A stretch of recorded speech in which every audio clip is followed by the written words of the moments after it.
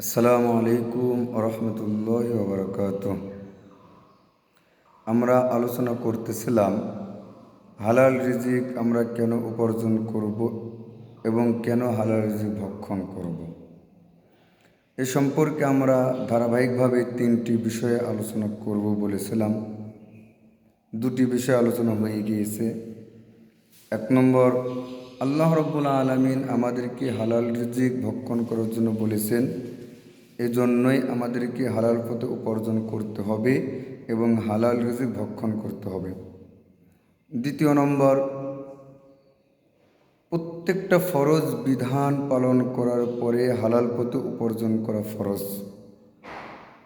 তৃতীয় নম্বর, আমি যদি নিজেকে জান্নাতি দাবি করি, আমি যদি আল্লাহ রাব্বুল আলামিনের জান্নাতে যেতে চাই, তাহলে আমাকে অবশ্যই হালাল পথে উপার্জন করতে হবে। এ সম্পর্কে সহিহ তারগিবের 1730 নম্বর হাদিস, নবী আকরাম সাল্লাল্লাহু আলাইহি ওয়াসাল্লাম বলেন, লা ইয়াদখুলুল জান্নাতা জাসাদুন গুযিয়া বিল হারাম।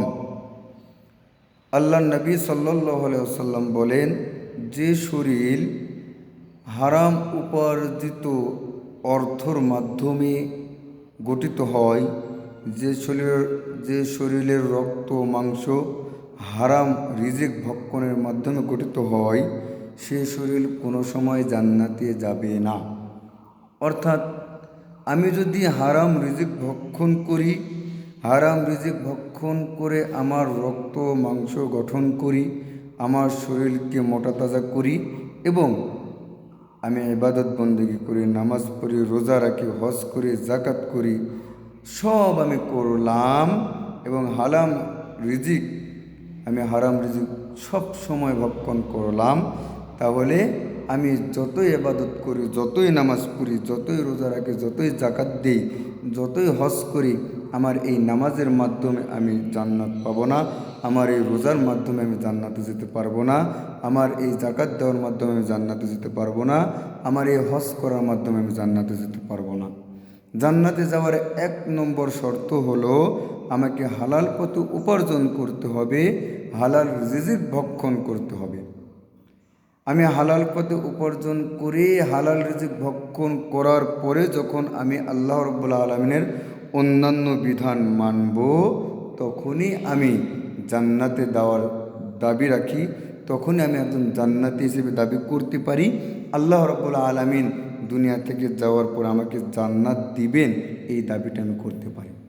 এজন্য আমাদেরকে যদি জান্নাতে যেতেই হয়, আমাদেরকে সর্বপ্রথম হালাল পথ উপার্জন করতে হবে, হালাল রিজিক ভক্ষণ করতে হবে। আল্লাহ রাব্বুল আলামিন আমরা যে ধারাবাহিকভাবে হালাল রিজিক আমাদের কেন উপার্জন করতে হবে এবং কেন হালাল রিজিক আমরা ভক্ষণ করব, ধারাবাহিকভাবে তিনটি বিষয়ের উপর আমরা আলোচনা করলাম। আল্লাহ রাব্বুল আলামিন আমাদেরকে এই আলোচনা সহিভাবে বুঝে এর উপর আমল করার তৌফিক দান করুন। আল্লাহ রাব্বুল আলামিন আমাদের সকলকে হালাল পথে উপার্জন করার তৌফিক দান করুন, হালাল রিজিক ভক্ষণ করে আল্লাহ রাব্বুল আলামিনের প্রকৃত গোলাম হওয়ার তৌফিক দান করুন। আমিন। আসসালামু আলাইকুম ওয়া রাহমাতুল্লাহি ওয়া বারাকাতুহু।